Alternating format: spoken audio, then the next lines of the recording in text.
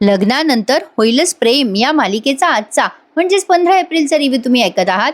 मंडळी, आजचा भाग त्यांनी खूपच उशिरा पाठवला बरं का. ठरलं तर मगचा भाग लवकर पाठवला आणि लग्नानंतरचा उशिरा. पण आज लग्नानंतर होईलच प्रेम या मालिकेमध्ये रम्याला काव्याने खूप मस्त एक्सपोज केलं बरं का.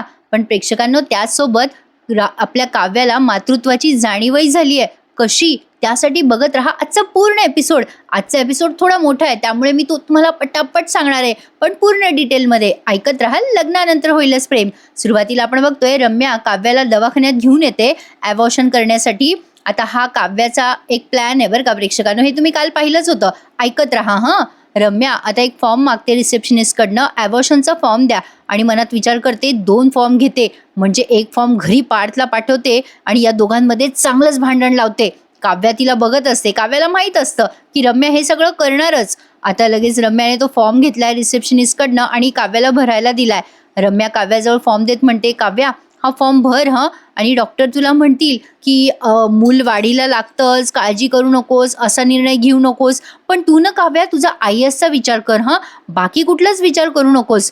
काय दाखवली आहे प्रेक्षकांनो ही बिचारं ते काव्याचं होणारं बाळ. प्रेक्षकांनो, अजून ते जगातही नाही आलंय आणि रम्या त्याच्या जीवावर उठली आहे. काय रम्या दाखवली आहे. सगळे मालिकेतले विलन जरा टोकाचेच दाखवतात. आता काव्याला ती तयार करते फॉर्म भरण्यासाठी, आणि काव्याला अगोदर डॉक्टरांना भेटून यायचं असतं बरं का. रम्या म्हणते, तू जा डॉक्टरांना भेट आणि त्या तुला कन्व्हिन्स करायचा प्रयत्न करतील हं, पण तू टेन्शन घेऊ नकोस. आता काव्या फॉर्म भरायला लागते बरं का. तेवढ्यात काव्याला आवाज देतात डॉक्टरच्या केबिनमधनं. एक सिस्टर आवाज देते, तुम्हाला बोलवलंय डॉक्टरांनी म्हणून. काव्या आता जेव्हा आतमध्ये जाते तेव्हा ही रम्या दुसरा फॉर्म सुद्धा भरते बरं का काव्याच्या नावाचा, आणि एक फॉर्म कुरिअरनी म्हणजे फास्ट कुरिअरनी घरी पाठवते. रम्याचा असा डाव असतो की हे ॲबॉर्शनचे पेपर पार्थ बघेल आणि मग काव्य आणि पार्थमध्ये खूप भांडण होईल आणि पार्थ तिला घटस्फोट देऊन टाकेल, असं रम्याला वाटत असतं. डॉक्टर म्हणत असतात काव्याला, मिसेस देशमुख तुम्ही हे नेमकं काय करताय. रम्याने तुमच्या नावाचा ॲबॉर्शन फॉर्म भरला आणि तुम्ही सही केली आहे. काव्या म्हणते, हो मी सही केली आहे डॉक्टर, पण मी तुम्हाला जे फॉर्म दिले होते तेच दिले ना तुम्ही. आता डॉक्टरांनी रिसेप्शनिस्टला आधीच फोन करून कळवलं होतं की रम्या शितोळे नाव सांगणारी एखादी मुलगी आली तर तिला मी जे सांगितले ते फॉर्म दे. काव्या म्हणते, डॉक्टर मी तुम्हाला आधीच हा सगळा प्लॅन सांगितला होता ना, आणि डॉक्टर इथे अबॉर्शन होत नाही हे रम्याला माहिती नाही आहे, आणि डॉक्टर ज्या मुलींना मूल हवंय नाही हवंय अशा मुलींना प्रवृत्त करणारे रम्यासारख्याच मुली असतात. डॉक्टर म्हणतात, तुम्हाला कसं माहिती ती रम्या 2 फॉर्म घेईल ते. काव्या म्हणते, मी तिला खूप चांगलं ओळखते, ती दुसऱ्या फॉर्मचं काय करणार हेही मला माहिती आहे. इकडे रम्याने एका कुरिअरवाल्याला बोलवलंय आणि एक इन्व्हलपमध्ये दुसरा फॉर्म कुरिअरवाल्याजवळ दिलाय आणि त्याला पैसे पण दिलेत, आणि त्याला सांगितलंय की आशीर्वाद बंगल्यावर जा आणि इन्व्हलप देऊन ये. कोणी दिलं विचारलं तर सांगू नकोस, पटकन द्यायचं आणि निघायचं. तेवढ्यात काव्या येते बरं का कुरिअरवाला गेल्यावर. आता रम्या विचारते काव्याला आल्या आल्या, काय गं काव्या काय झालं, काय म्हणाले डॉक्टर तुला. काव्या म्हणते, डॉक्टर काय म्हणणार रम्या, माझं शरीर आहे, शेवटी माझा निर्णय. रम्या म्हणते, करेक्ट ग, पण आता पुढे काय करणार आहेस काव्या. काव्या म्हणते, आता काय ग, आज जावं लागेल मला आणि ॲबॉर्शन होऊन जाईल, मग 2-3 तास इथे आराम करावं लागेल मला. रम्या म्हणते, बरं बरं तू काळजी नको करूस ना काव्या, शिवाय घरी गेल्यावर तुला एक वेगळी लढाई लढायची आहे ना. काव्या म्हणते, अगं रम्या हे सगळं होईपर्यंत ना घरी कोणाला सांगू नकोस हं. आता तेवढ्यात त्या रिसेप्शनिस्ट म्हणतात, काव्या देशमुख तुम्हाला डॉक्टरांनी बोलवलंय. काव्या मग आत पुन्हा चालली जाते बरं का मंडळी. आता रम्याला वाटतं तिच्या प्लॅनप्रमाणे सगळं होतंय, पण हे सगळं काव्या प्लॅन करून करते बरं का. काव्याने आज रम्याला सडेतोडपणे उत्तर दिलंय, पण आता ही रम्या अगदी उघडपणे लढणार आहे बरं का. जशी प्रिया लढते ना सायली सोबत, अगदी तसंच. आता रम्या डायरेक्ट सांगणार आहे पार्थला की हो माझं तुझ्यावर प्रेम आहे आणि करणार मी तुझ्याशी लग्न, काय करायचं ते करून घे. बघा मंडळी, आता रम्या विचार करते, आता एकीकडे ही काव्या स्वतःहून तिच्या आणि पार्थच्या प्रेमाची निशाणी संपवेल, आणि दुसरीकडे पार्थला ॲबॉर्शनचे पेपर मिळतील. रम्या खूप खुश असते. आता इथून पुढे जीवा नंदिनीचा सीन घेतलाय. नंदिनी आणि जीवा या जीवाच्या एका पोलीस मित्राकडे आलेत. अविनाश नाव आहे त्यांचं. जीवा आधी ओळख करून देतो नंदिनीची आणि त्यांची, आणि मग त्या सगळ्या किडनॅपिंग प्रकरणाबद्दल सांगतो. मग आता हे पोलीस म्हणतात, अगोदर तर नंदिनी त्या पोलिसांना म्हणते की मला काही रेकॉर्ड दाखवाल का किडनॅपिंगचे. मग ते विचारतात, कुठले बघायचे तुम्हाला रिपोर्ट. मग नंदिनी म्हणते, गेल्या महिनाभराचे. मग आता त्यांनी सोबत एक फाईल आणलेली असते. आता नंदिनीने ते सगळं बघितलं बरं का. मग ते पोलीस विचारतात, नेमकं तुमचं काय तपास सुरू आहे आणि तुम्हाला माझी काय मदत हवी आहे. मग नंदिनी म्हणते, दादा ॲक्च्युली ना आमचा संशय जरा खरा ठरला आहे. महिनाभरात एकूण 4 मुलांचं किडनॅप झालंय वेदांतला धरून. सगळीच मुलं पाळणा घरातली आहेत. मग ते पोलीस म्हणतात, हो ताई, सगळ्याच मुलांचा शोध सुरू आहे. ही मुलं एक आठवड्याच्या गॅपने गायब झाली आहेत. जीवा म्हणतो, मला सांग, म्हणजे आणखीन काही म्हणजे कुठे अशा केसेस तू ऐकल्या का? ते पोलीस म्हणतात, अरे गेल्या महिनाभरापासून हे सत्र सुरूच आहे आणि मास्टर नावाचा माणूस आमच्या रेकॉर्डमध्ये नाहीये. नंदिनी म्हणते, याचा अर्थ तो कुठल्याच रेकॉर्डमध्ये नाहीये, तर तो खूप सावधपणे हे सगळं करत असणार आहे. जीवा म्हणतो नंदिनीला, आता पुढे काय करायचं? आपल्या हाती अजून काही लागलेलं नाहीये, त्या पाळणा घरात पण काही लागलं नाही. मग ते पोलीस म्हणतात, माझं एक युनिट आहे जे सिव्हिल ड्रेसमध्ये फिरतं, पण अत्तरवाली बाई आमच्या हाती लागली नाहीये. नंदिनी म्हणते, असं काहीतरी आहे जे आपल्या समोर आहे पण आपल्याला दिसत नाहीये. दादा, हे जसं मुंबईतलं किडनॅपिंगचं रेकॉर्ड आहे ना, तसंच गेल्या 1-2 वर्षातलं महाराष्ट्रातल्या पाळणा घरातलं रेकॉर्डिंग द्याल का? बरं होईल. जीवा म्हणतो, अगं नंदिनी, जरा कन्फ्युजन होईल आपण एवढ्या केसेसचा अभ्यास केला तर. नंदिनी म्हणते, नाही जीवा, मी एक दिशा शोधण्याचा प्रयत्न करते. एखादा सराईत गुन्हेगार सलग 4 वेळेला किडनॅपिंग करू शकतो असं मला वाटतंय. आणि मास्टरचा जर हा प्लॅन असला ना, तर हा प्लॅन आणि पॅटर्न आपल्याला समजून घ्यावा लागेल, तरच आपल्याला जमेल. म्हणजे तरच आपल्याला पुढच्या मुलांचं किडनॅपिंग पण वाचवता येईल. मग जीवा त्याच्या मित्राला इन्सिस्ट करतो की मला ते रेकॉर्ड दे. खूप गोड गोड बोलतो तो, जीवा प्लीज दे यार, मदत कर. मग ते इन्स्पेक्टर म्हणतात, ठीक आहे, मी तुम्हाला आणून देतो रेकॉर्ड.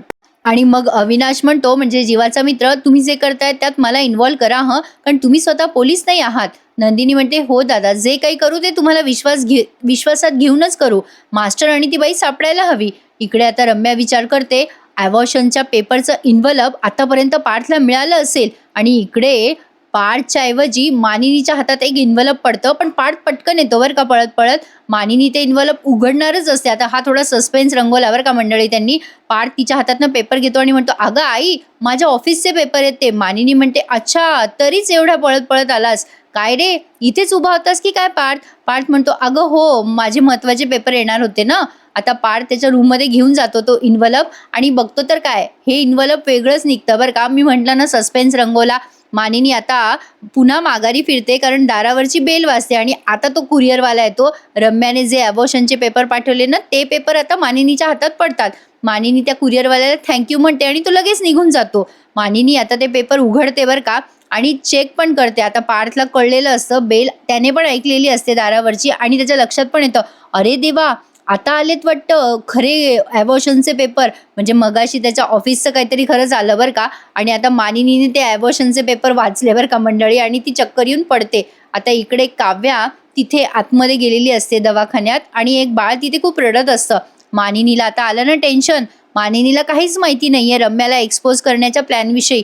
मानिनी या पार्थला विचारते, ए बाबा, अरे हे पार्थ, अरे हे ॲबॉर्शनचे पेपर, अरे काय चाललंय काय तुमच्या दोघांचं? पार्थ आधी समजवतो, अगं आई, काही नाही झालंय, तुझा गैरसमज झालाय.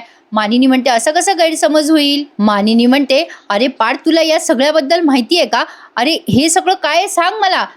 पार्थ म्हणतो, आई आई, तू शांत होतेस का आधी? मानिनी म्हणते, कशी शांत होऊ मी, मला सांग सगळं आधी. हे ॲबॉर्शनचा फॉर्म कसं काय आलं घरी? आणि आई म्हणून काव्याचं नाव आहे, काय खेळ चालवलाय तुम्ही पार्थ? पार्थ म्हणतो, हो आई, खेळ चालवलाय. मानिनी चिडते आणि म्हणते, काय लाज वाटते का तुला पार्थ? कसला खेळ चालवलाय? पार्थ म्हणतो, आई ग, तू शांत हो ना, तुला सगळं सांगतो मी. अगं रम्याला आम्ही एक्सपोज करण्यासाठी हे ॲबॉर्शनचा खेळ चालवलाय. मानिनी म्हणते, काय काय हे सगळं? मग पार्थने तिला सगळं सांगितली मानिनीला. आई, काव्या तिच्यासोबत नाटक करते आणि हे सगळं तिला एक्सपोज करण्यासाठी करते काव्या. अगं आई, काय झालं की काव्या जरा कन्फ्यूज होत्या बाळ होण्याच्या बाबतीत. मग रम्याने त्यांचं ब्रेन वॉश केलं आणि मग हे ॲबॉर्शन फॉर्म वगैरे, म्हणजे रम्याला असं वाटतंय की ॲबॉर्शन फॉर्म घरी पाठवू, अकांड तांडव होईल, भांडण होईल आणि माझ्यात आणि काव्यात भांडण होईल किंवा घटस्फोट होईल, म्हणून हे सगळं काव्याने केलंय रम्याला एक्सपोज करण्यासाठी. आता मानिनीला कळलं बरं का जे कळायचं ते, बापरे. आणि मग मानिनी म्हणते, काय करू मी या रम्याचं? असं वाटतं नाही रम्याच्या 2 मुस्काटात द्यावं. नाही, घराला लागलेली कीड आहे कीड. काय करू मी या रम्याचं? पण काव्याला आता खरंच कळलंय ना पार्थ की रम्या असं काहीतरी चुकीचं करते. काव्याला हवंय ना बाबा बाळ पार्थ, ए बाबा बोल ना. पार्थ आता काहीच बोलत नाही, त्यामुळे मानिनीला टेन्शन येतं. मानिनी म्हणते, तू बोलला नाहीस रे पार्थ, मला काय झालंय? म्हणजे काव्या का टेन्शनमध्ये? काही झालंय का? अरे बाबा पार्थ, काव्याला बाळ हवंय ना? मग पार्थ म्हणतो, आई नंतर सांगेल. मानिनी म्हणते, ए बाबा नंतर नाही, आत्ता सांग. मग पार्थ म्हणतो, आई, काव्याला असं थोडं कन्फ्युजन आहे, म्हणजे बाळ हवंय पण आई व्हायची योग्य वेळ ही नाहीये असं त्यांना वाटतंय. मानिनीला आता टेन्शन आलं पार्थच्या बोलण्याचं. इकडे आता रम्या काव्याला विचारत असते, काव्या तू ठीक आहेस ना, तुला त्रास नाही ना होते? म्हणजे आता रम्याला वाटतंय की काव्या अबॉर्शन करून आली आहे बरं का प्रेक्षकांनो. आता डायरेक्ट काव्या रडते आणि म्हणते चल ना रम्या आपण घरी जाऊयात ग. आणि या दोघी डायरेक्ट घरी आलेल्या दाखवल्यात बरं का. रम्याला वाटतच असतं घरी कधी जावं आणि कधी नाही. रम्या आता घरी आली आहे बरं का काव्याला घेऊन. आता खरा ड्रामा सुरू होतो बरं का मंडळी. आता पार्थ म्हणतो कुठे तुमच्या शॉपिंग बॅग? काव्या म्हणते नाहीये माझ्याकडे शॉपिंग बॅग, नाही केलं मी शॉपिंग. पार्थ म्हणतो शॉपिंग नाही केली? काय काय केलं काय काव्या? तुमच्याकडे जे लाख मोलाचं होतं ते तुम्ही देऊन आलात वाटतं. हे काय आहे काव्या? पार्थ आता ते अबॉर्शन पेपर काव्याला दाखवतो. हा सगळा काव्या आणि पार्थच्या नाटकाचा भाग आहे बरं का. रम्या खूप खुश होत असते बरं का या दोघांमध्ये भांडण लागले म्हणून. पार्थ चिडून म्हणतो काव्या हे काय आहे? मी काहीतरी विचारतोय तुम्हाला. तेवढ्यात वसू आत्या पण आल्यात बरं का तिथे प्रेक्षकांनो. आता खरं ड्रामा सुरू होतो यांचा. आता रम्या विचार करते मनात, बोल काव्या बोल, मी आहे तुझ्या पाठीशी. पार्थ म्हणतो काय केलंस हे काव्या? तुम्ही मला न सांगता केलं हे सगळं? काव्या तुम्ही विश्वासघात केलाय माझा. काव्या म्हणते विश्वासघात तर माझाच आलाय. नाही माझा चांगुलपणा, मी विश्वास ठेवत गेले, झाली माझी चूक, आता कळलंय मला. नाही आपण जर कोणावर विश्वास ठेवला तर आपलं बाळ त्याच्या हातात देण्यासारखं आहे ना, हो की नाही रम्या? समोरचा माणूस तेवढा लायक हवा, पण रम्या तशी नाहीये. रम्या म्हणते काय?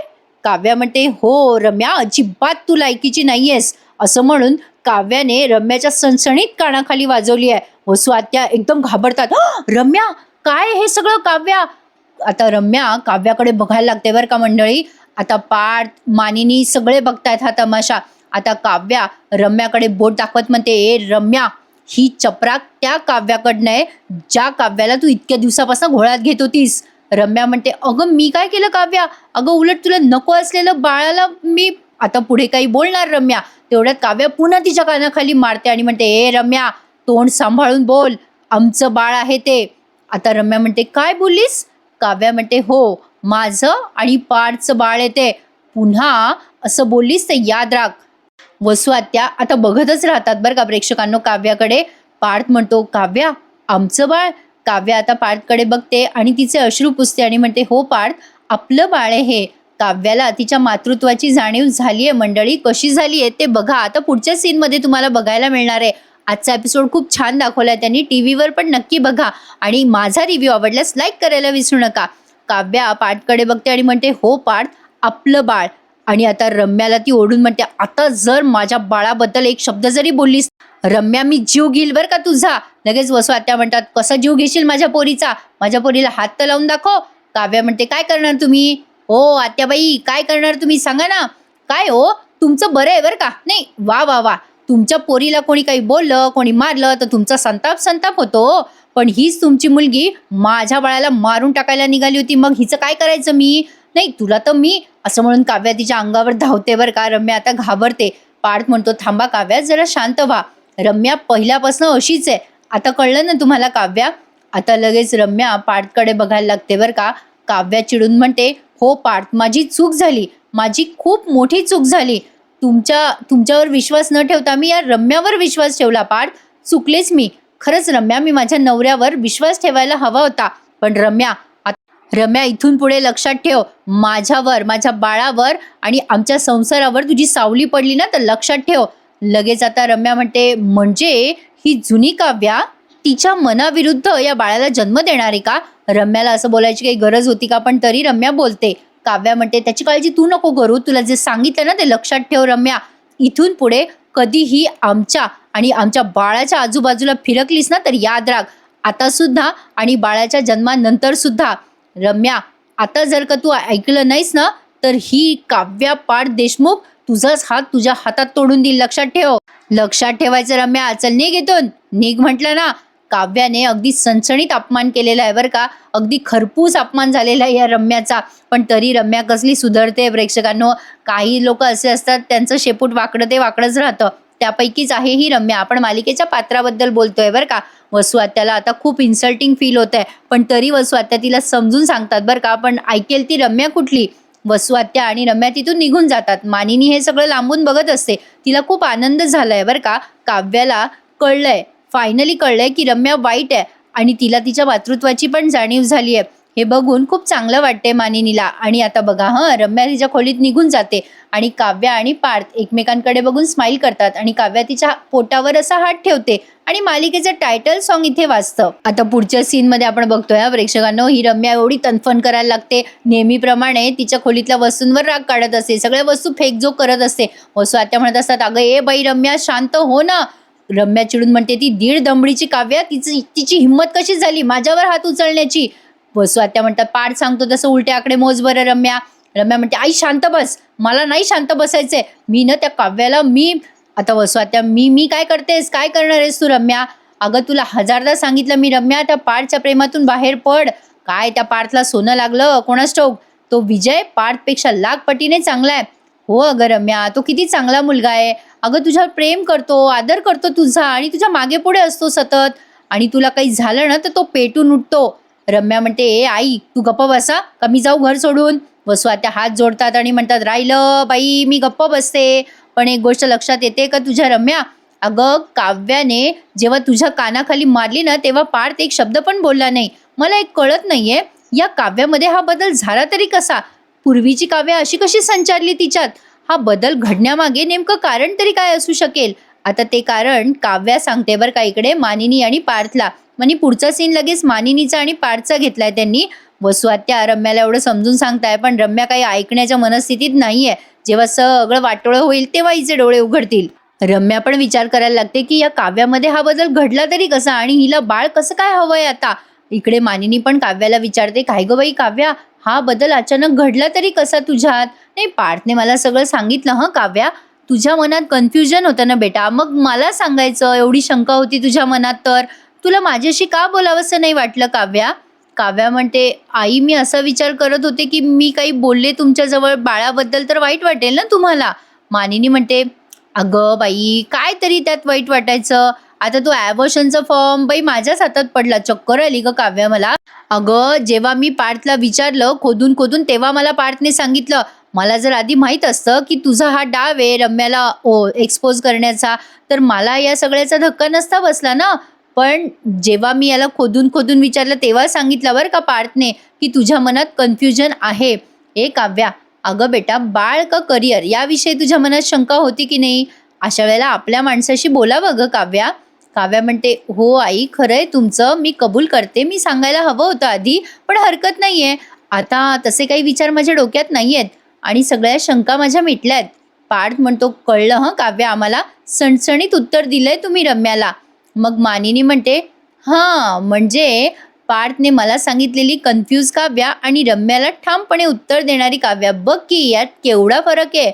पार्थ म्हणतो, काव्या हा चमत्कार घडला कसा. मग काव्या सांगते, युनिवर्स पार्थ, युनिवर्स. एकीकडे मी रम्याला एक्सपोज करायचा प्लॅन करत होते आणि दुसरीकडे युनिवर्स मला काहीतरी शिकवण्याचा प्रयत्न करत होतं. आणि जेव्हा माझ्या हातात आलं तेव्हा मला कळलं. आता तेव्हा मध्येच त्यांनी सीन नव्हता दाखवला का मंडळी, बघा एक फोटो आहे मध्ये. काव्या तिथे ॲबॉर्शनसाठी गेली आहे आत, तेव्हा ती वाट बघत असते. तेव्हा एक बाई तिच्या जवळ येऊन बसतात आणि त्यांच्याजवळ एक बाळ असतं. ते बाळ खूप रडत असतं. तर सहज त्या बाई म्हणतात, तुम्ही काव्या देशमुख ना, म्हणजे तुम्हाला IS व्हायचे त्याच काव्या देशमुख. काव्या तिच्यामध्ये झालेला हा बदल मानिनी आणि पार्थला सांगते बरं का मंडळी. आता ते बाळ एवढं रडत असतं की या दोघींना बोलू पण देत नसतं. तेव्हा काव्या म्हणजे त्या ताई म्हणतात, तुम्ही घ्याल का हो थोड्या वेळ बाळाला. काव्या त्या बाळाला जवळ घेते बरं का आणि ते बाळ मग एकदम शांत बसतं. मग म्हणजे त्या बाळाची आई म्हणते, वा ताई, तुमच्याजवळ आल्या आल्या लगेच बाळ शांत बसलं. किती बाळ येतो तुम्हाला. काव्या म्हणते, नाही हो, मला अजून बाळ नाही झालं. त्या बाळाची आई म्हणते, अरे आत्ता रडत होता आणि कसं शांत बसला बघा तुमच्याजवळ. काव्या म्हणते, हो ताई, ॲक्च्युली तुमच्या ड्रेसला ती गोल्डन जर आहे ना ती टोचत असावी बाळाला. माझा ड्रेस कसा प्लेन आहे त्याला मऊ लागत असेल म्हणून शांत बसलाय तो. काव्याला त्या ताई लगेच म्हणतात, अगं बाई तुम्ही ना खूप चांगल्या आई होणार बघा. गुण असतो एकेकाच्या हाताला. आता त्या जेव्हा असं म्हणतात तेव्हा काव्याला एकदम रिअलाईज होतं बरं का प्रेक्षकांनो की खरंच आपल्याला किती आपसुकपणे समजून गेलं की हे बाळ का रडतंय. म्हणजे निसर्गच एक देणगी देत असतो प्रेक्षकांनो, म्हणजे स्त्रीला मातृत्वाची. आणि त्या मातृत्वाच्या देणगीतनं आपोआप स्त्रीला हे कळत जातं की बाळाचे काय प्रॉब्लेम आहे. जेव्हा बाळ होतं तेव्हा बाळ का रडत असेल हे आपसुकच हळूहळू आईला कळतं. आई पण होणं आई होणं एवढं सोपं नाहीये ना प्रेक्षकांनो. आता काव्याला नंदिनीचं ते वाक्य आठवतं, की जेव्हा तुझ्या हातामध्ये बाळ येईल ना, तेव्हा तुझं तुलाच कळेल. सुख सुख म्हणतात ते आणखीन काय आहे. आणि काव्या तिच्या पोटावर आता हात ठेवते आणि रडायला लागते. इतकं सुंदर गाणं त्यांनी ऐकवलंय बघा आज.